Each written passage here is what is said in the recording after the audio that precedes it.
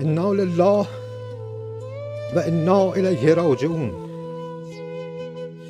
ملت بزرگ ایران، روح بلند پیشوای ملت بزرگ ایران و پیشقراول امت اسلامی حضرت امام خامنه ای با نوشیدن شهد گوارای شهادت در ماه مبارک رمضان به ملکوت اعلی پیوست. شورای عالی امنیت ملی در این زمینه بیانیه‌ای به این شهر صادر کرده است. The world is changing very fast right in front of us. The old world is gone, frankly, the world I grew up in, and we live in a new era in geopolitics, and it's going to require all of us to sort of re-examine what that looks like and what our role is going to be. And we've had many of these conversations in private with many of our allies. We are our allies, and we need to continue to have those conversations. And I think Saturday, hopefully, in the meeting we'll have there when we'll commence.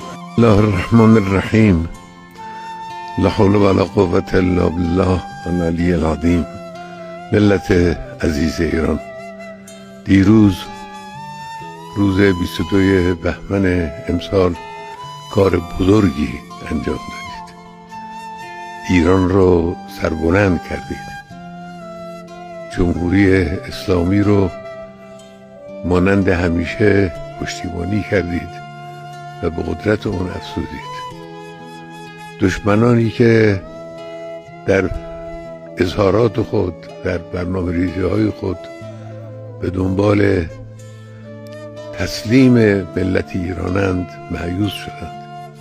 این کار بزرگ رو دیروز به توفیق الهی انجام دادید و خدای متعال اجر چنین حضوری رو و چنین حرکت عظیمی رو به ملت خواهد داد و اون عزت بیشتر، اقتدار بیشتر، استقلال کاملتر خواهد بود انشاءالله.